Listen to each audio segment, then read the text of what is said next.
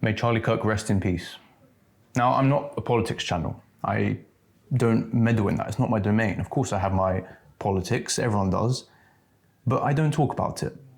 And I'd rather talk about ways we can think better, ways we can cultivate our ideas and reach those political conclusions rather than the politics themselves. And I maintain that. But then a day or two later, I thought, no, this isn't political. This is beyond politics.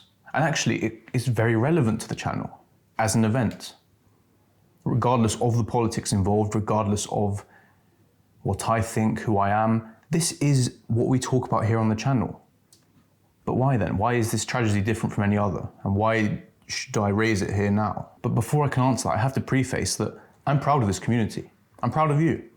I respect, from reading the emails and the comments, I see a respect for critical thinking, for emotional intelligence, for prudence, for education, teaching of the self. That's what the whole channel revolves around, is going out there and learning in a way that helps you understand the world better, understand yourself and the people around you. That's priceless. And we need that in a world that seems increasingly suffocated by tribalism, by bitterness, by ideology. So I'm proud of this community, and I love how we respect these values. But if we are to respect these values in practice, then we have to pay attention to Charlie's death, because it directly affects them.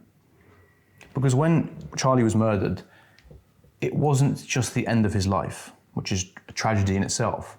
It was a symbolic death of something more. It was the death of civil debate, and it was the death of free speech. It should concern you because free speech is one of the West's great trophies, one of the most fantastic achievements of our civilization. And in this twisted irony, it was the fruit of our universities, which Charlie ended up taking his last words at. Freedom of speech includes civil debate, where conversations can happen freely without the dirty fingers of emperors or politicians sticking around and interfering. It gives you the right to explore ideas, to settle disagreements, and to collectively come together, dig through the mess, and work towards a common truth. It's the intellectual marketplace, where ideas are exchanged freely and where there's no emperor that can come along and just flatten it by force. You can add your own opinion, you can argue things, you can stay silent, you can listen to others, you can be exposed to new ideas, you can test things, you can explore new things together, you can poke fun at people, you can have fun, you can do all these things.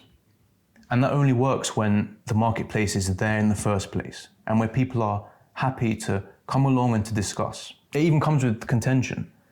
People will fight over their ideas, people will get angry, people will use hateful words sometimes. May the best ideas win. But the point is, everyone comes to this marketplace, they allow the marketplace to exist, and they celebrate that there is one to begin with, and that they can have this area, this forum, to discuss and to celebrate their ideas. And I feel like we very much take freedom for speech for granted, because it did not exist for most of human history. It's quite a recent invention. And adding on to that, it took, I don't know how many centuries, maybe millennia of bloodshed, of protest, of philosophy for this idea to come about and to be something just in our society nowadays. Saying the wrong thing at the wrong time back in the day, depending on where you were, where you lived, it could end you up in prison. You could get exiled. You could get executed in the worst case, in a whole manner of horrible ways. So, like with good health and like with stable relationships, we don't know how good we have it until it's ripped away from under us. You especially start to see how vulnerable your freedom of speech is when you are killed for it, or when someone else is killed for it. For some people, that free expression warranted a violent, televised death. A public execution, essentially, with his young wife and children to bear witness. The young killer could have come down and talked to Charlie. He was willing to. He was open to debate. That was the whole point of his career. But he couldn't. He was too inept or cowardly or afraid, I don't know. He was deficient. So he did as weak men do, and he regressed to violent impulse because he could not match his opponent with words. He couldn't do it. One man got the nation talking, and the other man ripped out his tongue. Or at least he tried to. Of course, it didn't work. Now Charlie's words are immortalized and his voice is booming across the nation. So even practically, the assassination did not do anything. And in fact, I'm not going to go into that now, but it didn't help our little Tyler Robinson. And even more beyond politics, regardless of what you believe, you have to admit that it takes immense courage and hard work to do what Charlie did. To go out there and build something from the ground up and to make it into what it is. That's impressive. And I feel like as any man, no matter where you come from, no matter your standing, you have to look at that and nod your head and give it some respect. And of course, we've seen that the resentful people, when they cannot make something like that happen for themselves, with their excuses, with whatever, all they can do is tear it down. Because nothing was stopping the shooter. He could have picked up his microphone, he could have done the same thing, he could have defended what he believed in. He could have argued against Charlie Kirk. He could have created an institution or a body of debate or philosophy that shared his values, his politics, whatever, I don't care. But he didn't. He was resentful and all he could do was tear it down and do as much damage on his way out. It's like, you can't do this for yourself, so that's all you can resort to. This childish, bloodthirsty tantrum. Also, sorry if I'm rambling a bit. This is a different style of video. It's less scripted than usual.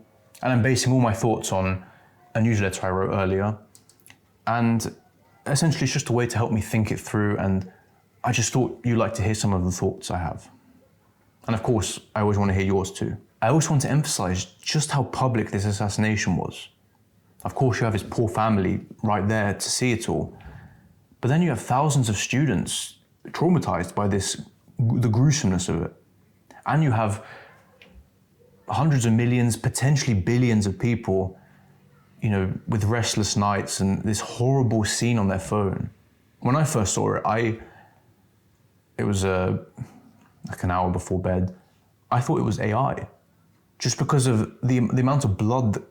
I don't want to be graphic now, but the amount of blood and the gruesomeness of it, it didn't feel real. It felt like it was, artificially exaggerated by AI, but it wasn't.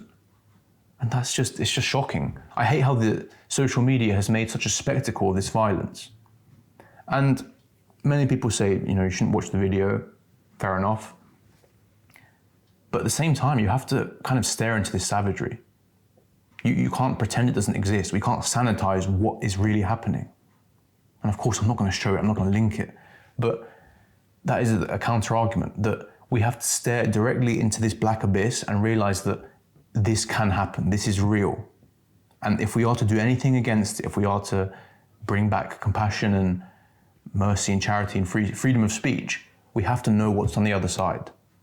So we can respect and not take peace for granted. The scene was just disgusting and shocking. And it made you feel disturbed and sick to your very core, like this unexplained feeling. And that's even for the people who grew up on the internet and were, exposed to violent scenes and gore and all this horrible footage of, the Ukraine war and stuff like that. But this was different because Charlie Kirk was someone they may have known or watched or, subscribed to, enjoyed his content. I know I'm talking a lot about how that's kind of disturbed us collectively, but most of all, I shudder for the nation that his blood dries upon. That's the real thing that scares me. Like, what is going to happen next? What does this mean for the future? And I'm no commentator, but I'm going to try and give my thoughts on that. In the days after the assassination, and of course because it was 9/11, I thought of 9/11. And I thought how I was too young for that to have truly disturbed me. Because yes, the clips are harrowing, I've seen them. But by the time I was old enough to understand the weight of the tragedy, it was history to me. It was cushioned by, all of that sorrow was cushioned by 10 to 15 years. It was tragic and it was depressing, but no more than the assassination of Kennedy or World War II. Things that we know are awful, but we were not intimately involved in to be able to understand how truly significant and horrible they were in person. Does that make sense? I hope that made sense. But of course, Charlie Kirk's murder is different. I suspect that for many mid to late Zoomers like me, that this is the closest thing to their Kennedy assassination or their 9/11. It made them feel the same way. It felt like an attack on the country in a sense.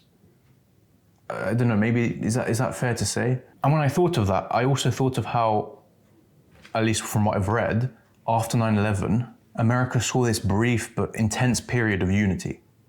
People felt like they were under attack again. And when the country has an external threat, people can put aside their differences, they can stop infighting, and they can unite in this common identity and say, okay, now there's bigger problems to worry about, whatever those are. And we can look past this conflict, this internal conflict, and we can band together and be united for once. And I feel, well, I don't know, I wanted to believe that that would also happen after Charlie Kirk's murder. That as a nation, as the West, as the, worldwide, we would, in a sense, come together to condemn political violence and to realize that our differences don't warrant bloodshed. Like, this is not who we are. This is not what we want. Yes, we may have been enemies in our life. We may have been political rivals. We may have disagreed. We may have shouted bad things at each other, and we may have done horrible things online. But when real blood is spilt, I hope that this could be the opportunity to put that aside and say, no, this is not what we are. This is not what we're doing. We're not violent. We're not killing people for what they believe in. That's beyond human. That's beyond what we are. After Kirk's murder, we did see that unity in some sense. There was a sweeping condemnation of political violence, and I think a lot of people realized that words online and vitriol towards other people, it can come with consequence. Not directly, but it can create this climate of hatred and disgust to people. So much so that it will encourage others to take up arms and commit violence, even if that wasn't the intention. I like to think a lot of people calmed down and said that at the end of the day, we're just talking politics. Like, we don't hate each other. We don't want to kill each other. Even though it feels like we're great enemies online and we want to defeat the other side, we're still human and we still want a common good for all, and we still want to go to the same place together. So why are we killing each other? Why are we being so hateful and angry? And I'd like to think that many people realized that, and they said, okay, we need to chill, we need to tone things down, we need to turn down the heat. I'm sure you've heard the maxim being said 100 times, but it truly is no longer a question of right versus left or this or that, or whatever bullshit. It's one of good and evil. Because we cannot, as a society that wants to function and to, again, participate in this marketplace of ideas, we cannot tolerate the very thing that seeks to uproot it all and to throw it into chaos, which is violence. We have to look beyond our politics for a second and think, okay, if we're going to even have this debate in the first place, we have to respect each other as living people with the sanctity of life, with the right to express themselves, to express their opinions. And we cannot tolerate when people go out and kill other people for what they believe. We have to eradicate that from society because it just has no place in functioning society. Evil has no political loyalty. It's just evil. And the opposite of evil is good. And people of all walks of life and all politics and all religions, they can be good and they can be evil.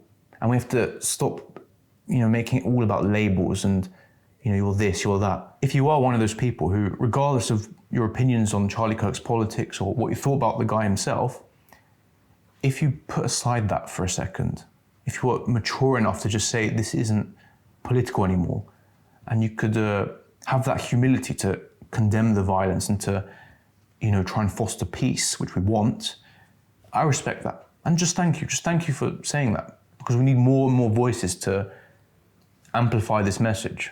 It especially moved me to see one of Kirk's young political rivals weep for him. You may know him, I don't follow this stuff very well, but Dean Withers is his name. And in life, they disagreed a lot. I think, were quite bitter rivals online, and I'm sure they didn't agree on most things.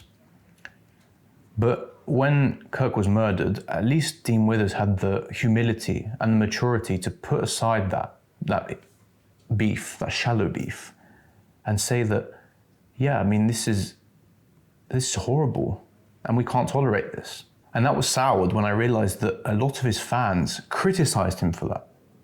They criticized him for crying for a person I'm pretty sure, met in real life, or at least spoken to. It even got so bad, I think, that he had to justify his tears in a follow-up video. You don't have to justify human emotion. You don't have to justify crying for someone's death. And that's, of course, just the beginning of it. We saw a dark wave across the internet of people celebrating Charlie Kirk's death. In the early hours of the assassination, I was refreshing the tab on X just to see if any news came in. And people were cheering. They were cheering for his death. It was either with bold, proud contempt for they just hated him, or it was with these sly, backhanded remarks. I wasn't on there, I don't explore there, but I hear Reddit and Blue Sky were especially bad. Even Blue Sky the official safety account had to put out a warning to people that you cannot celebrate or cheer on political violence on our app. It got so bad that they had to do that themselves. As if to justify the murder, a lot of users reminded us of Charlie Kirk's politics. No, he was this, he was that. He said this, he said that, and therefore the world is a better place without him. And I saw many comments parroting a lot of out-of-context quotes on what he believed, just to legitimize their cheers. Just to say, oh, well, he said that, so it's fine now. It's fine now. His death, it was okay. He said this once. I haven't explored the full context. It doesn't matter. Someone else commented it, so I'm going to comment it. And suddenly, it's okay. His death, maybe he deserved it. And of course, this was far from serious political commentary. It was just these glib remarks, these gotcha moments, as if you were to go to someone's grave and say, oh, well, actually, you were wrong about that. It's not the time and place. People don't investigate, people don't care, they don't want to be honest. They just want a way to feel better about celebrating a death. The worst line I kept seeing was, live by the sword, die by the sword. You know, so the sword he lived by was open conversation, and the sword he died by was a ruptured artery and a shattered spinal cord. Does that sound congruent to you? I'm not well tuned to Charlie's views. I didn't watch his videos. I of course saw his debate moments every now and then, but I didn't follow Turning Point USA. I don't follow this stuff. And I didn't want to put that at the beginning of the video to say, oh, well, regardless of my politics, shut up. No one cares about your politics. No one cares about my politics. I'm not here to tell you that. But some people, yeah, they put them at the front of the video in order to publicly proclaim, I'm not like him. Shut up. That's not the point here. But anyway, as I understand, based on the limited things I've consumed and, you know, the news articles, he was sort of the king of commentary for the American mainstream right-wing conservatives. Again, I may be misinformed there, but that's sort of the picture I'm getting. In other words, he was a moderate. And then you see some people, they recoil at the term, a moderate. No, he was the true label we should apply is fascist, Nazi, alt-right, whatever, the whole waterworks. Something that politically inept people often do is they throw around labels with reckless abandon. They say, and you know, this happens on all sides of the spectrum. They say, that, you know, they call you communist, they call you a Nazi, they call you racist, they call you Satan worshiper. Everyone is everything suddenly. And these labels lose their meaning because they're so often misused and misapplied and used as generic insults. And of course, it's no different today. We see that with Charlie Kirk's murder. We see it with right-wingers shouting things at left-wing communities. Now, I don't bring this up in order to debate what Charlie Kirk truly was. I'm not prepared to have that conversation. I don't know. I mention it because no political label warrants a murder. Even if you suspended all judgment and said, okay, let's say that Charlie Kirk is what you say he is, the most extreme labels possible, it still doesn't justify anything. Because, again, no political label warrants murder. Edgy fascists online don't deserve to be killed. Antifa anarcho-communists don't deserve to be killed. Black Israelites don't deserve to be killed. Conservatives, liberals, they didn't deserve to be killed. Not even the people who are celebrating this violence deserve to be killed. Of course, if you say or do certain things, it can come with a consequence, a social consequence or shame from other people, losing your job. Fair enough. This happens. It's part of freedom of speech in order to react to what people are saying. But nobody deserves to be killed for their ideas. Nobody. Of course you have terrorist groups and, murderers, people who directly threaten your life, but we're not talking about that. We're talking about people with beliefs, people who hold beliefs.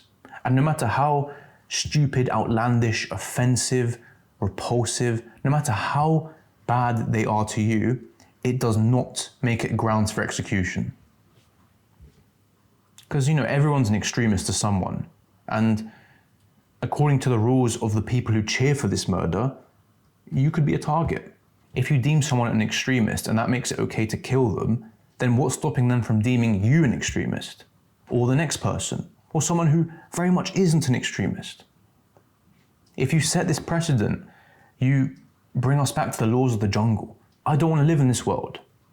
I don't want to live in a world where you can be killed for what you think. And we must remember that part of civil debate is changing your mind.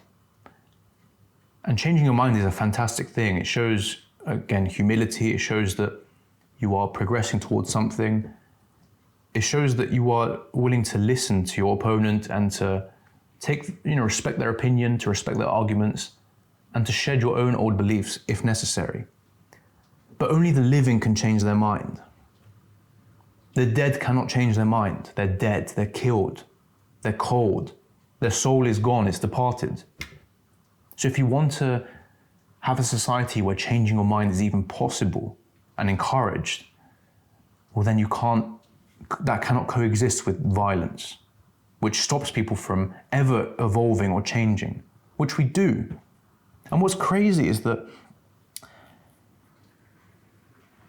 if we could kill people for what they think, especially the more extreme opinions, how many of us were edgy teenagers at some point? How many of us were trapped in echo chambers or had views that were a bit harsh, a bit coarse, a bit edgy because we were young and full of emotions and a bit stupid? So it's okay to kill them? No, it's not okay to kill them, because if you kill them, they don't get a chance to learn and to experience the world and to go beyond their Reddit forums and 4chan and all this bullshit. They can actually have a chance to see the world, to reflect on their own opinions and to change their mind. If we condemn people to death for their beliefs, then we regress into this prehistoric mob anarchy, where might is right, where the last word is violence, where it doesn't matter what you think because you can just be killed for it and then you'll shut up. That is barbarianism, that is caveman anarchy. And actually the cavemen were probably more well-behaved than some of these people online. In this twisted world that I describe, where violence is the only word, you can justify all sorts of horrors.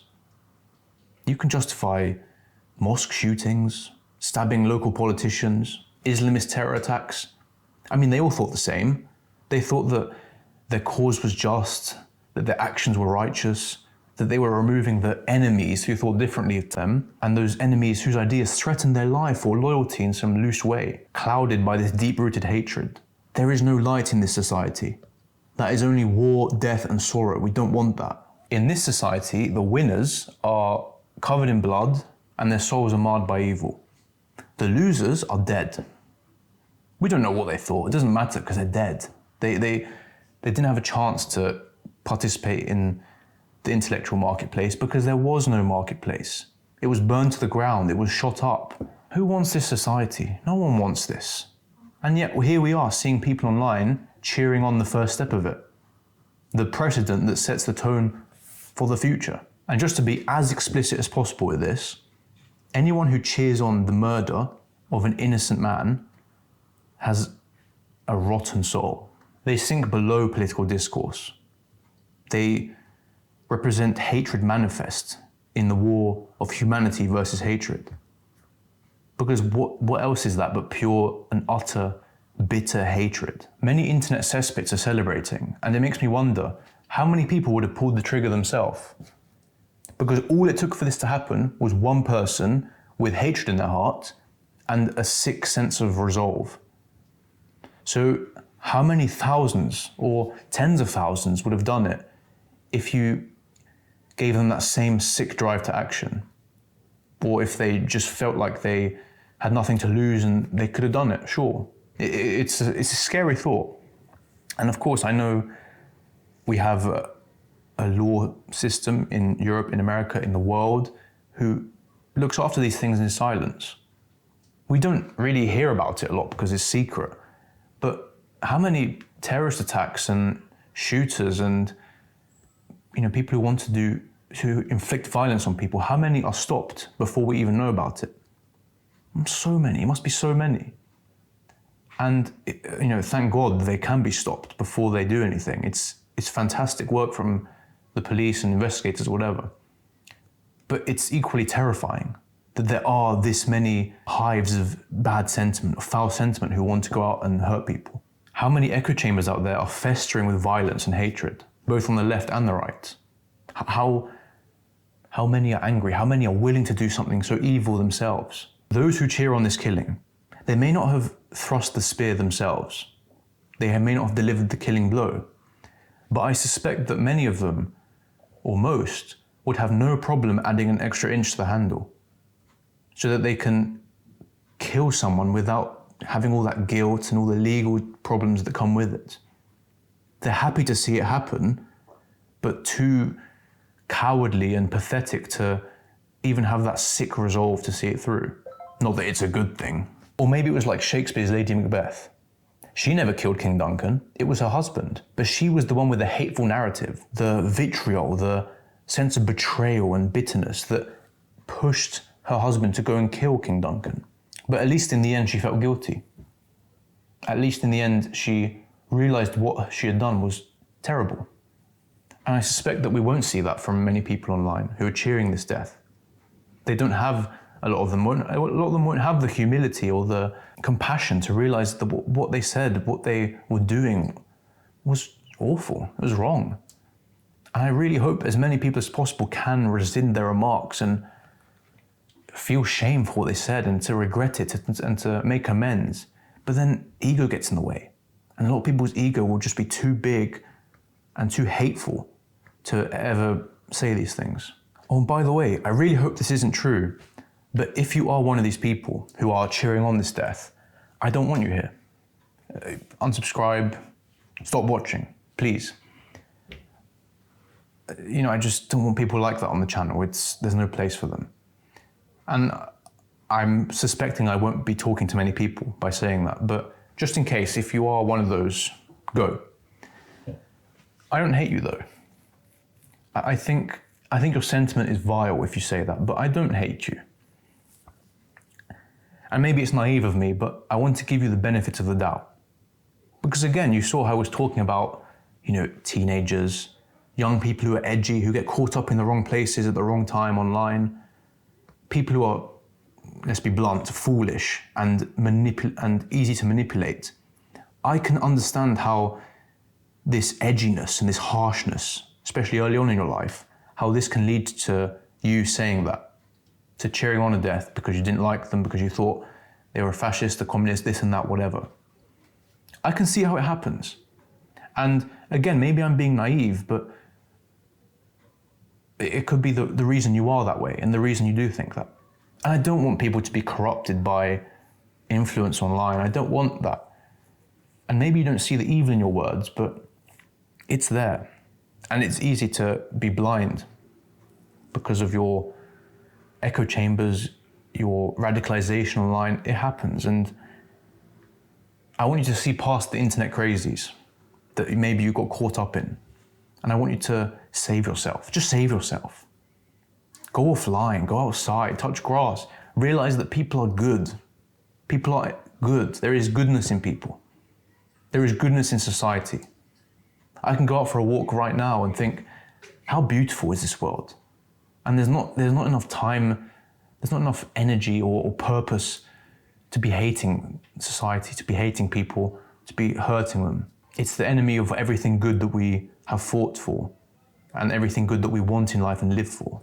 I hope you can look beyond those echo chambers, those comment sections that reek with this hatred of humanity, this nihilism. That is not the world. Go beyond that and see the real world. See the real world for what it is. And for everyone, including the people who are being gross and celebrating, now is a time for charity and mercy, because the world is fragile and we cannot let our emotions in the wake of this destroy us. We cannot use evil to beat evil, because if you add evil to evil, you just make it more evil. We need to respond to evil with righteousness and with compassion and with, prudent action. I'm not saying we sit there and do nothing. We have to do something about this, but we have to not respond in a way that is vengeful or spiteful or bitter or equally as evil. God forbid. We don't want to do that, because it's just going to spiral out of control until our world is ruined. I hope you Americans can stay loyal to the values that built your society. I hope that we can quench the fury. We can lower our arms and calm down. I hope that we can unite in humility and compassion for one another. I hope we can find a prudent way to deal with the evil in society. That we can be, of course, merciful to those who seek it, but also stern. Because at some point we have to put our foot down, we have to draw a line and say, you cannot hurt people for what they believe in. This is not allowed. You cannot do this, and you have to be punished in some way. You have to be shamed, you have to be fired from a job, because this is not how we work. We're a society of freedom of speech, of peace. We respect people's sanctity of life. We respect their right to express their opinions, and we will not hurt them for it. I hope that we can put our politics aside when the very essence of our humanity is under threat. Because politics, there's a time and place for it. We can debate, we can get angry at each other, we can start fights in comment sections. What we cannot do is let it destroy us in the presence of such violence, when it threatens us all, no matter what you think. And as much as I hate to say it, there are people out there who want more violence, who will not de-escalate, who will let their emotions ramp things up. You should meet them with, again, patience, compassion, mercy, because maybe they just need to see it. But at the same time, you can't be naive. You have to look after yourself. Be careful out there. Because some people will lash out, they'll harden their hearts, and you might be caught up in the middle of it. So look after yourself, stay careful, look after your family, your friends, the people you love. Keep everyone safe and protected, essentially. Also, speaking of, I see people on the right, especially, calling for vengeance or war. Understandably, emotions are high and people are pissed off, but we cannot get cozy with this idea of war. You don't want war. Trust me. These calls of war are hollow when they come from people who live in the suburbs, or nice little picturesque towns in Europe or the American countryside. You haven't seen war, you haven't lived through war, you haven't experienced the death and suffering it has brought, so do not promote it, do not call for war. Because I guarantee once it's on your front porch, you will suddenly regret that. And we're very fortunate in our society that we can open the tap and there's water. We can go to the supermarket and there's food. We can step outside to have a coffee without the risk of death. We can feel safe and happy. You're gonna change your tone when the taps run dry and suddenly there's food shortages and life doesn't feel like a guarantee anymore. Like tomorrow could be your last day on earth. You don't want that. So stop calling for war, it's stupid. It's easy to promote violence when you're far away from it. Of course, there's righteous anger. I'm angry too. And we, of course, have to do something. We have to do something about this violence, but that something is not war. Because war isn't gonna save the righteous and the moral. It's gonna kill everyone. I'm not sure what exactly we're supposed to do. There's people who are smarter than me who have the answer. But we can start by taming our emotions. We can humanize our political opponents. We can learn to see beyond politics. We cannot lose our soul and our humanity in place of our ideology. And we have to learn that we're more similar than we are different. We want what's best for everyone, and we have to understand that we can cooperate. We can get together in the intellectual marketplace. We can exchange ideas. We can respect others. We can change our minds. We can do all these things that make us great and all these things which make free speech great. But we can only do that if we learn to see humanity in people, and learn that life is precious and we should not violate that sanctity. And only then, only when that fundamental precedent is set, can we then begin to talk. And today that precedent was hurt. What this murder made me see is that we have to appreciate life in its fragility. Charlie did not get a chance to say "I love you" to his wife or children. But you certainly can. He was robbed of that chance, but you're still living, you're still here. And you still can appreciate the people around you and to love them. And I think you can honor Charlie in your death by speaking the good word and loving the people around you and not taking this gift we have for granted. Rest in peace, Charlie, and may perpetual light shine upon you.